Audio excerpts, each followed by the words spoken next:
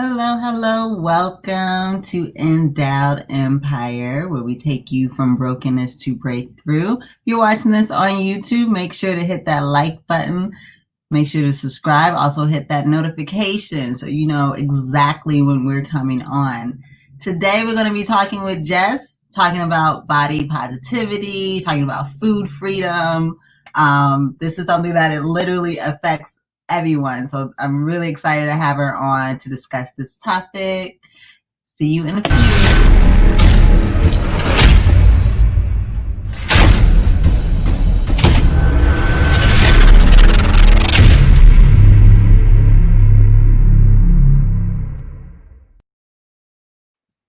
Hey, Jess. Hey. So me and Jess met. She actually came to one of my visualizing sips, and that's how we met and connected. And awesome personality. And she's also modeled for me. This is a okay. This is how like the universe just sets stuff up, for you to meet people sometimes. Like so random. But I remember I was having a really good discussion, and we were talking about her passion for pretty much liberating people from the guilt of dieting, which True is that. huge, especially now with the holidays coming up. I felt like hmm the perfect time to be talking about this. So first, let's talk about how you even got into this. Yeah. Uh, Yeah. So, we met like 2 years ago, maybe. I forget what year it was. It's so crazy. And like you said, I've modeled for you, taken me out of my comfort zone. So I appreciate that. And I'm just glad to be connected to you and be on the show. So Thank thanks for having me. you. So my name's Jess. I live in Durham, in case you were wondering. Um, I really got into spreading messages of like food freedom, food peace, body positivity, mainly because it's something that I struggled with in my early 20s. And, it was a really hard time for me in my life. And, I always thought, why am I going through this? Why do I have to struggle with these things?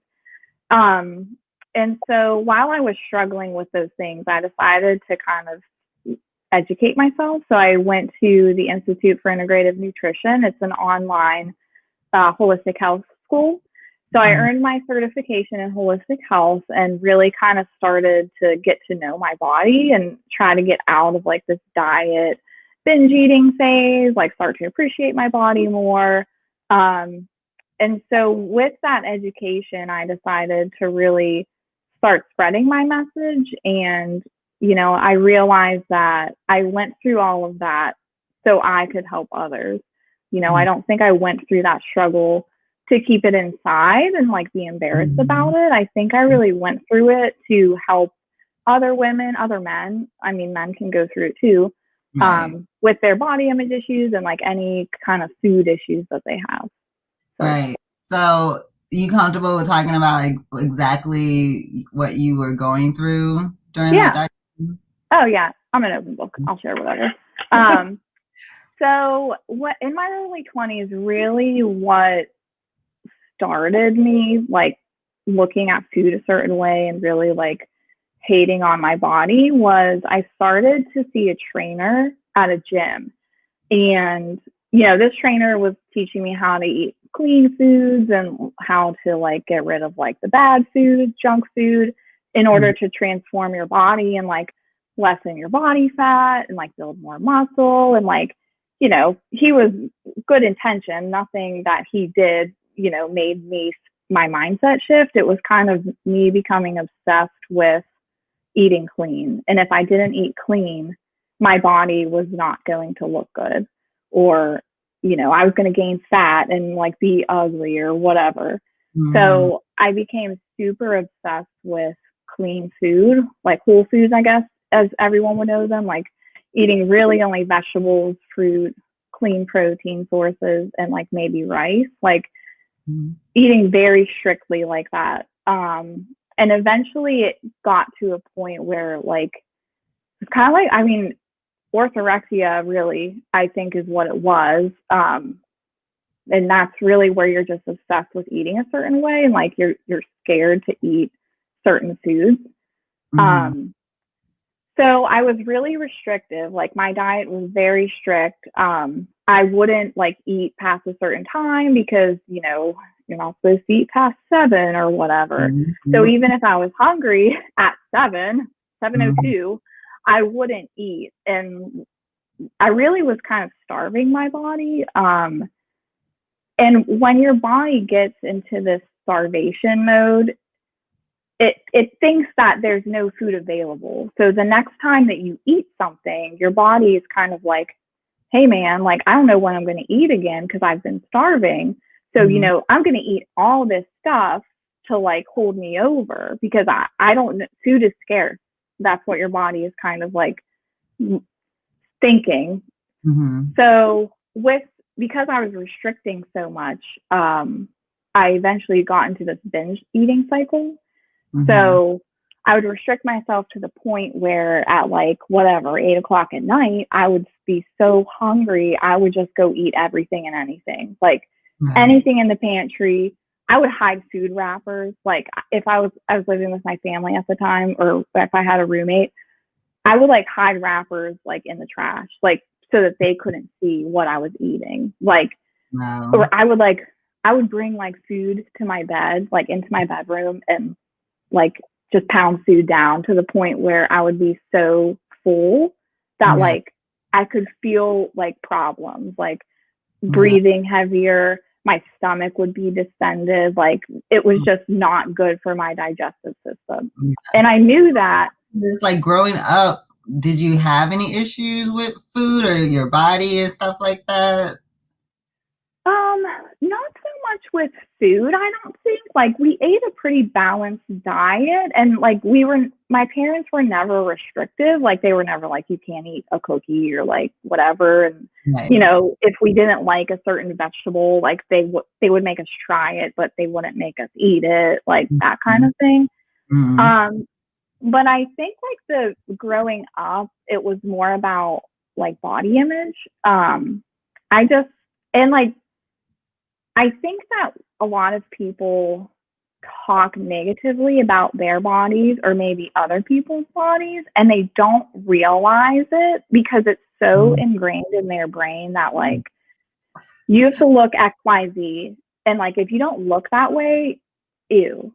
Yeah. And growing up, you Yeah. know, aunts, I mean, mainly it was women talking about this, like not a lot of men, at least in my family. And like, it's not their fault that like that affected me, but I think it's because they were so unaware that, Mhm. you know, is the problem. Like, we need to become aware of the way that we talk about Yeah. our bodies, about Mhm. food. Mhm. So in my childhood, I would say it was more of a body influence, not a food influence. So, like, growing up, if my mom was like, oh man, my stomach looks fat today, or like, oh Mhm. man, look at what I look like in these jeans, or, you know, Yeah. going clothes shopping, ew, this bathing suit, no, it doesn't flatter me. Yeah. Those kind of messages were always fed to me on, you know, again, not that my mom was trying to tell me like your body is ugly if it doesn't look this way. It's just what she grew up with and like what social media tells us to do. Yeah. So, I love but that you like, bring that up because that's something all mothers do. I know, and now yeah, I didn't even realize that probably contributes because I'm very self-conscious about my body as well. I didn't mm-hmm. even realize that could be a contributing factor. Yeah, Like as women, like you degrading yourself in front of your child, and like, oh, my stomach, mm-hmm. then it makes your child think, oh, I don't want my stomach to be big either. Yeah, yeah, Yeah, we do. If you have kids, like, you do have to be careful how you talk about yourself in front of your children and your body and their right, bodies. Oh man, exactly. yeah. Yeah. So I think like, and like, I just think that was ingrained in me since I was young. And like, I always thought that way. Like, I just always thought, oh my gosh, if my stomach isn't flat, I can't wear this shirt. Or like, Yes. OMG, if I like bend over and I have stomach rolls, like, what the F? Mhm. You need to Right. like get it together. Yeah. It's like natural. Yeah, like stomach roll, everyone out there, you can have stomach rolls. It's fine. Like, it's Right. pretty much not natural if you don't have stomach rolls. Right. Like, but that's the things that we grow up with, and you just don't realize how ingrained it is in your brain until, like, for me, when I started having the binge eating issues, is really when I was like, okay, what is going on in my brain right now that's making me like look at food this way? And like, what is my goal? Like, why am I eating this restrictive diet? Like, what's my end goal? Is it health?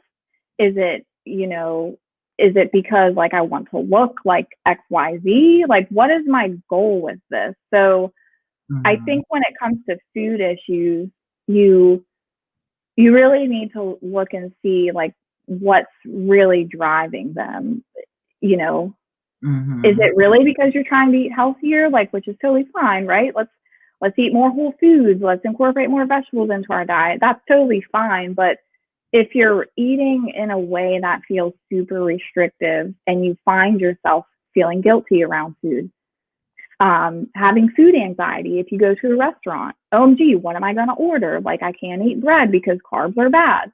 Um, Mhm. Anything like that, or if you find yourself hiding food, like I was, if you're eating a candy bar at night and you hide the wrapper, that's like a sign that something deeper is going on and you need to figure out why. Mhm. So So, how did you start? So you went to school for the training. mm-hmm. Uh-huh. Yeah. So while the binge eating was going on, there was a Mhm. lot of like things going on in my life. My parents were going through a divorce. Um, I kind of felt alone in my life. I didn't live really close to family. I had my roommate, but roommates have their own separate lives. It's not like you're together all the time. Right. Um, and I felt just kind of lost. I didn't like my job. My job was stressful. So I had all of these factors going on that were leading me to binge eat. And I also think, like, on the flip side of that, all of these things in my life I couldn't control. I couldn't control how my parents felt. I couldn't control how my sister was being affected. Mhm. Um, but I could control what I ate. And Mhm. so to me, I was like, okay, if I can control what I eat all the time, if I can follow, for example, let's say I was following a paleo diet at the time, because there was multiple diets that I tried. Mhm. Um, if I was following the paleo diet, I was like, okay, if I can eat paleo 100% of the time, I've accomplished something and I've controlled something. Mhm. Um, and again, that restrictive way led me to binge eating. And the binge eating was, one, because I was starving my body, and two, because food was comfort for me going through that time. Mhm. Food allowed me to avoid all the emotions that I was feeling about everything. So I started going to therapy mainly for the reason of my parents going through a divorce. How the heck do I handle this? Um, so I started going to therapy for that. But during the therapy session is whenever we started to uncover like my binge eating and like why I was turning to food for comfort. Mhm. Um, and so that's whenever I realized like I don't want to deal with my emotions.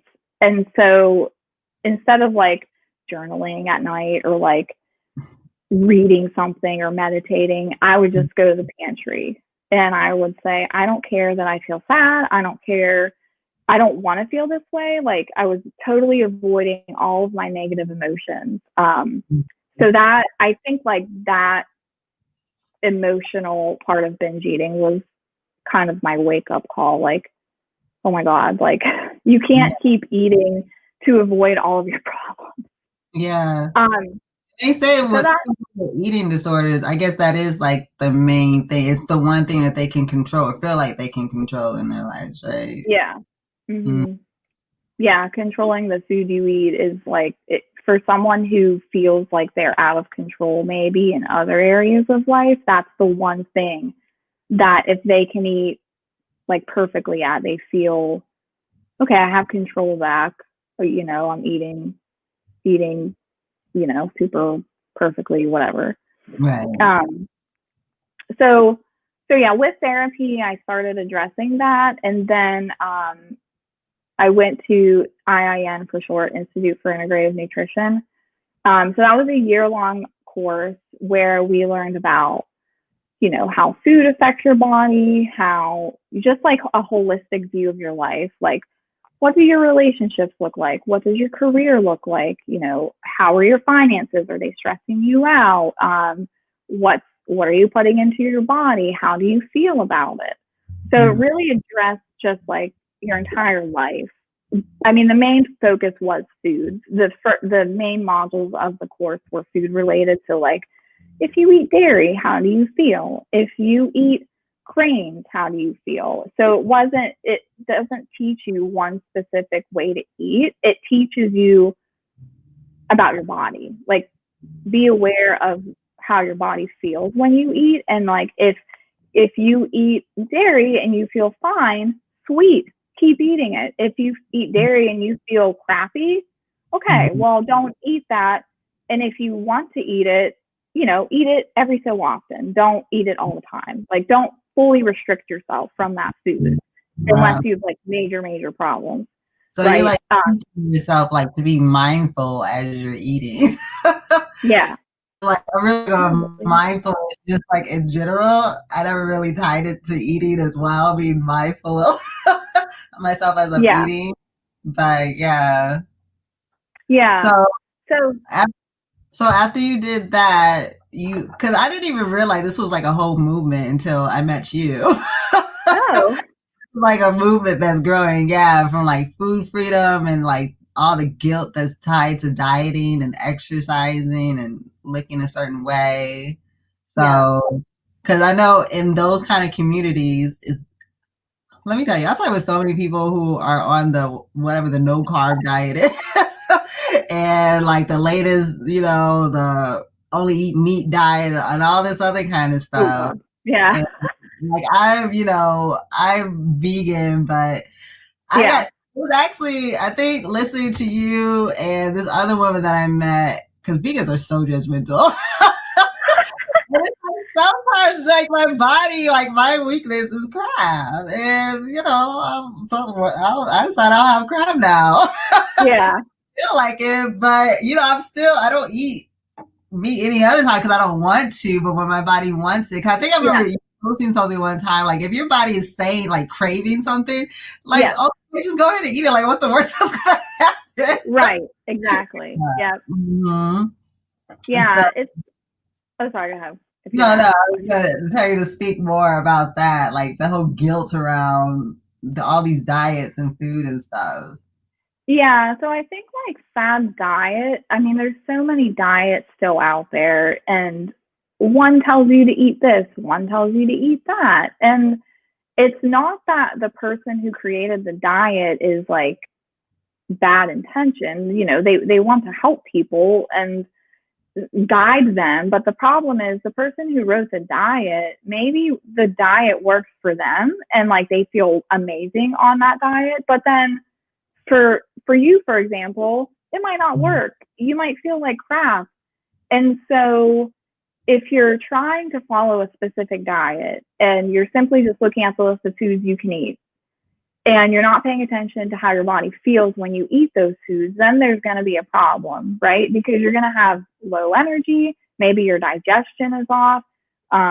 Maybe you still feel hungry, but you're like, oh, it's fine. I'm still eating the things on the food list and I'm avoiding the other things. And that's not good for your body because everyone's body is so different. And it's the lack of awareness of your body, I really think that people are missing. And if they could just try to understand their body and eat what their body wants and try to avoid what their body hates, then I think everyone would feel more at peace, like, and more empowered. So for me, currently I'm going through an elimination diet. I have like digestive problems. So for 8 weeks, I eliminated foods that people are sensitive to or people that have just cause inflammation in the body so that I could kind of like reset my gut and start digesting my food properly. So those 8 weeks were rough. I was scared that I was going to start to feel like I was on a diet again. and I was going to binge eat. But I knew that the bigger purpose was, to heal my gut, to just figure out what the heck is going on. And so now I'm in a place, I'm on like week 10, I think it is. So now I'm in a place where I'm starting to reintroduce foods. So I'm reintroducing things like dairy. I haven't done that yet, but I'm reintroducing like gluten, FODMAPs. So FODMAPs are things like onions, garlic, cauliflower, that particular people who have IBS like me don't do well with. So just different. Yeah, I'm kind of experimenting with my body. Yeah. But at the end of all of this work, I'm going to know, oh my gosh, if I eat gluten, for example, I get super bloated. Mm-hmm. That doesn't, if I'm getting screened for celiac early next year. So if it is celiac, then obviously I'm completely eliminating gluten. But if it's not celiac and I'm just kind of sensitive, then I feel empowered. I feel empowered that I know how this food affects me, and I know that it's not good. But if I'm at a holiday party, for example, and there's whatever, a cookie that has gluten in it, am I going to restrict myself? Probably not. I'm probably going to eat the cookie, and I'm going to say, okay, you know what? I'm going to be a little bloated tonight. It's fine. I'll eat cleaner the next day. Like, I'm not going to restrict myself just because I have a little bloat. Mm-hmm. Obviously that's super different across the board, right? If you do have celiac disease, if you are super sensitive to dairy, you might say, I'm going to bring my own gluten-free, dairy-free cookies and put those on the table, and that's what I'm going to eat, because that, I know that it's really bad if I eat X, Y, Z. Mm-hmm. And so I think, like, whenever people think of, I'm like, and for starters, don't do an elimination diet unless, like, you've talked to your doctor. Okay. I'm not a doctor, so do not do it until you've talked to one. I've met with a GI doctor. We've talked about it, that kind of stuff. But you don't have to do an elimination diet, really, to know how you feel. You can simply create a little food journal and say, okay, today this is what I ate, and this is how I felt. If you keep that food journal for, let's say, a month, you might notice a pattern. You might say, oh, I felt really good this day, and I felt really shitty, sorry my language, this day. Yeah. And you might say, okay, on the days I felt really bad, this is what I ate, or I ate cheese, or, I ate milk, or maybe I had a lot of rice that day, I don't know, and I feel more full or just oversatisfied. Mm-hmm. And a food diary, a food journal is difficult. It's very tedious. You have to write everything down. I've been doing it for 10 weeks. 3 days on a food diary. And it's annoying. I'll tell you, it is really super annoying. Like, I'm not going to lie. I've been doing it for 10 weeks, and it's like I have to set aside like a few minutes, like, and type out everything that I ate, like ingredients, everything like that. Oh, wow. But in the end, like, I just really think it'll help people become more empowered. It'll help them learn about their bodies. It's intimidating, and maybe you're holding back from trying that because you're afraid that, oh man, what if I bloat, or what if I get constipated, or what if I X, Y, and Z if I eat one of my favorite things. Yeah. It doesn't mean that you can't ever eat your favorite thing ever again. It just means that now you know how you feel. And so if you want to become more energized, or if you want to have a more normal digestive system, if you want to sleep better, you'll know what to eat, and you'll treat yourself, whenever you want, but you'll be empowered to know, when I eat this, I'm going to feel X, Y, Z, and I'm going to accept the consequences. Mm-hmm. I'm not going to feel guilty about it, and then I'm going to move on. That's the mindset. Something that would just get easier the more you do it. I guess it's the starting off that sucks. Yeah. Like with anything. Yeah. But if you stick with it, then does it start to become like more instant? Like as soon as you eat something, you can feel it, or is it like later in the day? Yeah, and that really depends on your body. For me, like it depends, and it depends on what you're going through. So for me, my main problem is really digesting, like I've said, and having a regular routine. And so I might not notice anything until the next day. If I eat Mm-hmm. something the day before and then I can't go to the bathroom the next day, that's Mm-hmm. probably an indication to me that, what the heck is happening in my gut, that it can't digest this food. Um, but for other people, for me, for example, a few weeks ago, I accidentally ordered a latte with regular milk in it. Totally Mm-hmm. forgot to tell them, like, can you please put almond milk in it? I was Right. like, screw it, whatever. I'm just going to drink it. I'm telling you, within like less than an hour, I Yeah. was bloated as ever. Like, I could feel it. Not just like a food baby bloated, like, oh man, like distension. Until I Right. was like, all right, well, can't have dairy. But I didn't feel Yeah. bad. I didn't feel bad. Yeah. The like really anxious person in me that I still have to like rein in sometimes was like, OMG, we have to go back to the coffee shop. We have to like ask for a new latte. We're going to pay for another latte. Like, the crazy Jess, like food person, was like Mm-hmm. freaking out. And then I was like, okay, Jess, let's take a breather. It's going to be okay. You haven't had dairy in like 8 weeks, whatever. So this will be a test. Yeah. And guess what? Just you're going to be you might be bloated, you might not, but it'll resolve itself. Your body's not going to stay bloated forever if you drink this. Yeah. So for me, like, crap, I can't eat ice cream all the time, but if I want it, I'm like, screw it, I'm going to eat it, and I know that maybe I'll just wear a baggy shirt that day or something. Yeah. Like, I'll just, I'll wear my yoga pants. So, if I'm bloated, it doesn't feel super uncomfortable. But Yeah. Well, my friend Peggy, she was saying that this is a good conversation, and she really tries to pay attention to what her body is saying too with regards to food. And then my friend Nate, he's a vegan. Talking about dairy is oh, scary. okay. People are judgmental vegans. I can't confide it. Listen, But, okay, so I was a vegan for a week a while ago. Couldn't do it. I was like, man, like, I need my meat. yeah, It's so different for everybody, though, right? And like you said, you're a vegan most of the time, but you said in the beginning is you have to think about the why yeah. first. So for Mm-hmm. me, I started out pescatarian for like 15 years because I'm a huge animal lover, and I Yeah. saw a video about how they were killed, and it like traumatized me. Yeah. But then like a few months ago, I went to straight veganism, and I only did it for 3 months, like committed, and it was extreme, like because I was trying to detox. I wanted to detox my mind, my spirit, and my Yeah. body. Like that was my goal. So, Yeah. and it was after that, I actually tried to have dairy after that, and my body, like you said, it was instant. Yeah. With the dairy, and I was like, oh, I can't have dairy anymore. That's when I would just, because that was really that and crab legs, but we all know I Yeah. still crab legs. Yeah. I can't get that out, but 90% of the time I'm vegan.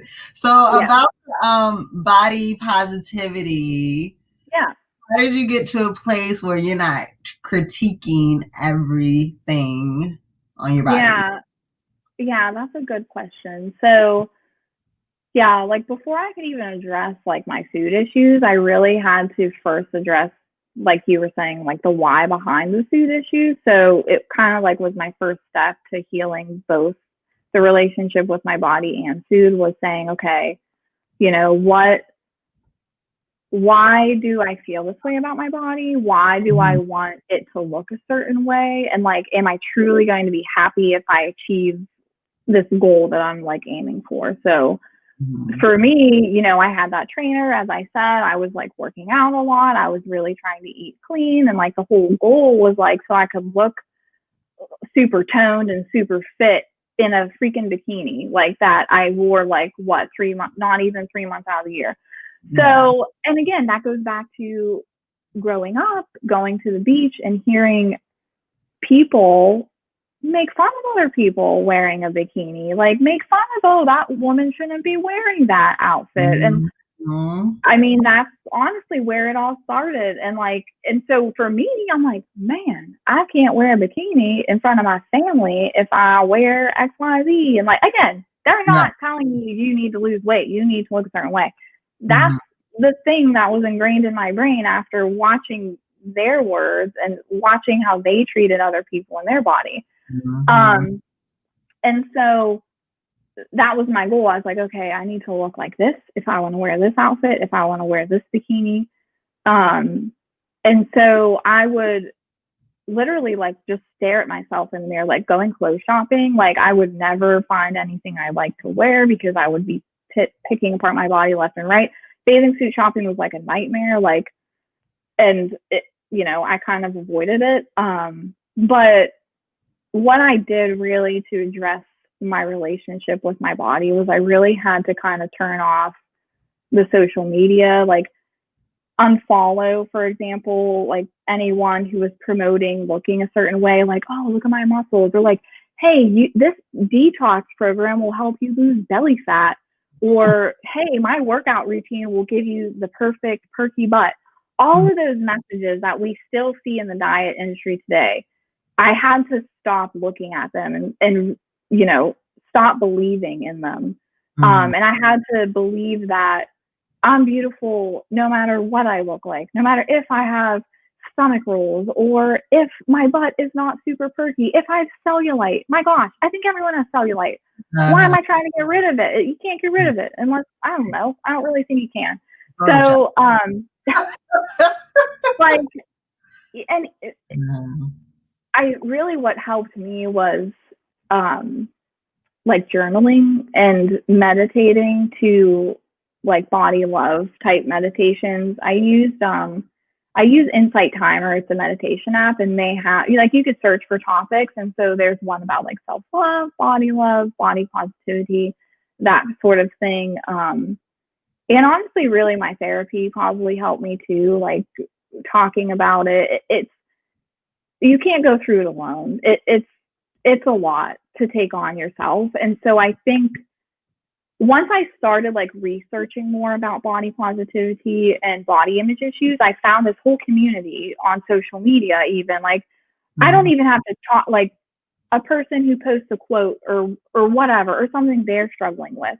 It's not like I don't have to attend like XYZ number of sessions. I could just simply go to this person's Instagram account and read about their story. And I'm like, oh my gosh, I don't have to go. I'm not the only one who's going through this. I think people who are going through issues with their body, they think that it's only them. They think that they have a problem and that if they can't figure it out by themselves and they failed or and it's scary. It's scary to reach out to somebody and like pour out everything that you're going through. But Mm-hmm. what I found like through these communities of people that I found, you know, sharing is what helps and being in a supportive community is what helps.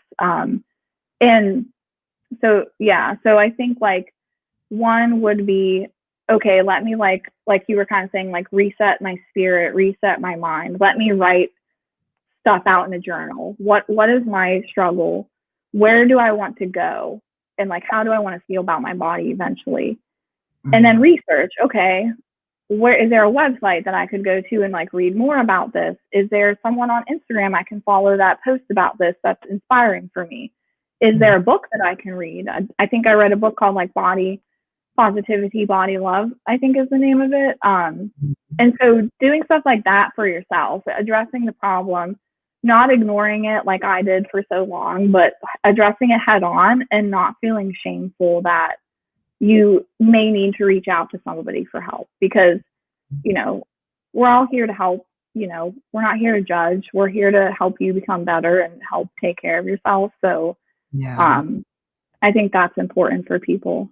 Yeah, and I noticed too when you're in environments like you said, you had to you had to unfollow like people who were so focused on their body and critiquing their body. I think that's Yeah. huge too because I know for me when I started like doing my photo shoots and everything, and it's so interesting because I would have the women complain about everything on their bodies and I can't wear that or I don't want to do this and I didn't even Yeah. see what they were seeing. Like literally a lot of stuff that we critique in ourselves, Yeah. no one else is noticing. Like Exactly. a woman is critiquing because I mean sometimes I do critique myself. I have a little bulge or something like that. But let me tell you, if you're into men or anybody and they're attracted Yeah. to you, you're not gonna be like, oh, I'm not gonna talk to her because she got a little bulge. Like a guy's not thinking that when he's trying to get laid. He's not looking. Let's be honest. But I did appreciate when I went to Trinidad and Carnival, and Mhm. these women are of any size, and they're wearing itty bitty. They got Yeah. they love their bodies down there, and it was so refreshing actually to see. Mhm. Like nobody was looking at them in the States, people would be like, "Oh, what does she have on?" Yep. Like no one care. Mhm.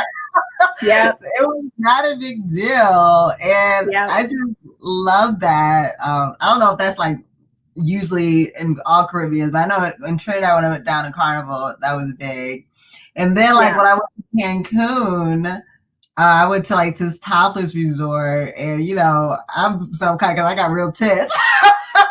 So I'm like, oh my god, and it's so strange because you feel like your tits are sagging, but they're normal, right? Yeah. Yep. Hey, man, that's normal. That is okay. So at Yep. first, I was seeing all these plastic boobs, and I was like, oh my god. Hey, my gonna think I got saggy tits. But then, I Yeah. see, older women, you know what I'm saying? Who really Yeah. are big women, and they was just so comfortable. And I Yep. noticed, I became comfortable because people around me became Yeah. and no one, and I went around topless. No one barely looked at me. Yeah. That's a really good point that you just made. Like the people around you were comfortable, they were confident, and so that affected how you felt. So, I think in our culture in America, it's like you have to be like, I don't know, a size 0 to wear X, Y, and Z. And I think that different cultures just view bodies different ways. And unfortunately in America, we're still stuck in this cycle of, hey women, no pooches in your belly. Like, what are you doing with your life? Like, no cellulite. What are you No, yeah, no bikini. If you have cellulite, like what the hell? That's normal, man. Like you were saying, fatty boobs.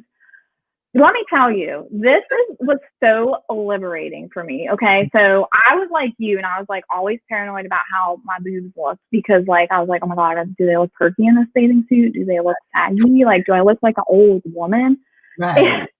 And the day that I stopped caring about what the hell I looked like in a bathing suit was literally the best day of my life. Like, I went to a bathing suit shop and I put one on and I was like, looks good. It's comfortable. All right, I'm moving on with my day. And it was like, it wasn't one that had padding in it. It wasn't, one that was like super supportive, boobs up to my chin. I was Right.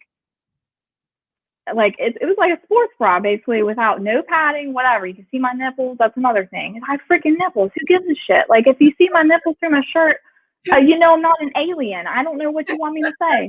Like, Right. Exactly. but it feels so good. And I feel like if you can embrace this mindset and have this confidence, everyone around you will benefit. We'll create a wave. These young women who, are in high school or even in middle school who are worried about their bodies. It's all coming from their environment. Yeah. And so that's the biggest thing is your environment. And how can we create a safe space and how can we allow them to feel confident? It starts with you. I have younger cousins who are women and I'm like, okay, if they say something negative about their body around me, I'm going to notice it and I'm going to ask them why are you saying this? I'm not going to just sit back and be like, oh, that's just how they feel because society sucks. No, Yeah. society Correct. doesn't suck all the time. Nip it in the bud. Yeah. And so I think really if you can really, you can empower the women around you. You can empower the men around you. It all starts with you, owning who you are in every aspect and just being confident. If you're happy and you're at peace with your life, who cares what the person over there thinks you look like? I'm not going to see you again. I don't care. You can stare at my saggy boobs, whatever. Like, right. Exactly. Yeah, Sabria, she said, I love my curvy size 6 doggone it. yeah, get Yeah, you gotta embrace it. Especially, I feel like older women, as we're growing older, our bodies are changing. And Mm-hmm. like, Yeah. do you want that aging process to be frustrated, or do you want to enjoy it? You know? Yeah, embrace it. Yeah, exactly.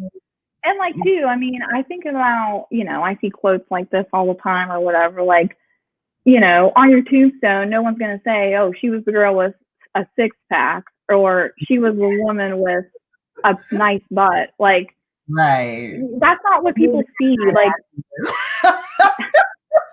she was the girl with that ass. Maybe I'll be on there one of their tombstones, Yeah, but like when people look at you, they don't see what you see. We're so critical of our own selves, and I want someone to remember me for being positive and spreading kindness. I don't want to be known for having like this perfect body or Yeah. So I think that's also kind of the mindset to embrace as well. Like, what really matters? Is this perfect body that I'm reaching for really going to bring me happiness? Yeah. Yeah. Oh, Peggy said they Hey, work it. Yeah, but also she's so funny. Also, I wanted to talk about, so you have a program in November, December. Tell us about that. Yeah, so I'm super excited. So in November and December, I'm hosting a holiday support group. So I know for me, when I was really struggling with food and my body image, the holidays were especially hard because I had such food guilt and anxiety that like going to a holiday party or like going to my family's Christmas, whatever, I would like freak out about the food options I would have. And so I think that that's really, it's a season that's extremely difficult. So what I'm doing is I'm holding 2 sessions in November, 2 sessions in December. And each session will focus on a different topic, and kind of do a self-reflection activity. We'll talk about like action steps we want to take for ourselves over the next like few weeks before we meet again. Ways that I can help, ways that I can support you, like, and hold you accountable. It's open to women right now only. I want to create a strong support group for women, because that's really my niche market. And so, yeah, so we'll be doing that. Self-reflection, I'll be sharing my story some more and like tips that I want to share with you guys. So the first session is free. I'm offering the first session that you attend for free. See if you like it or not. And then if you would like to come back to more sessions, they're $25 a session. And they'll be an hour long. They're from 7 to 8 p.m. Eastern Standard Time on Tuesday evenings. So on Zoom, I'm guessing. Yeah, via Zoom. Yep. How to contact you on your Instagram? Yeah, you can. Yeah, that's probably the best way, at Jess Malingowski, my name. And then you can also email me. So my Instagram has a link to my email. So if you want to email me about it versus sending an Instagram message. And I can, in the comments, I guess, can I type in my email if they want? Yeah. Even in your Instagram, you can type in your email as well. How do I do that? Some of your people comments. You see comments on the side. If you click on that, are you able to write a comment? I don't know what's on your so. But I know some. My email is very easy. It's just my name, jess.malingowski@gmail.com. It's very simple. But I wouldn't say your last name is simple, but Spelling, yes, it is very difficult. I know. I'm My checking to make sure I spell it properly. But yeah, especially now because some of these families, all families, be serving all this ham hock and pork, and yeah. that's what you want to eat. You know? I'm not gonna food shame. I'm not gonna be an elitist right now. I know, like Nate. It's so funny because my friend Nate the vegan. I literally just said Oh, judgmental. He's like, I'm not judgmental. Then he's like, go vegan. That's the best for everyone. Help everybody. Taking my sexy. And you oh are my gosh. Nate. Yes. He's a hardcore vegan. He loves his veganism. Vegan. That's fine. Hey, listen, if it works for him, do it, man. But it Yeah. doesn't work for me, so I can't. If I was vegan, I would be in a bad mood every day. So I'm Yeah. just saying. Hey, look, for me, it's more of a guilt thing. I feel like I'm actually Yeah, murdering yeah. fighting everything. And then it gets to a point where your body gets used to how you're eating. Yeah. How do you feel Yeah. about detoxes? Um, yeah. I don't really like them. I'll be honest. I used to do it. I used to do like juice cleanses. Like I was that person who did a juice cleanse the first week of January every year. Mm-hmm.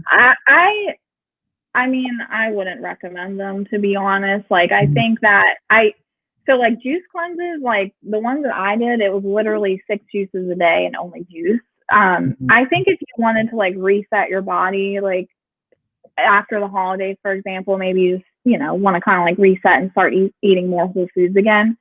Mm-hmm. I would just recommend eating, have some more vegetables in your diet. Maybe you do like a salad for lunch. Like just try to like reset by eating raw, like really clean foods. And you'll notice that you feel lighter and that you feel better. I think that extreme juice cleansing and stuff like that, I think it causes more harm than it does good, Yeah. to be honest. And Juice like you have, too. If you're just drinking juice, that's a lot of sugar too. yeah, and it may be like just incorporate like a green juice in the morning or something like that if you feel like you kind of need a reset. So, but yeah.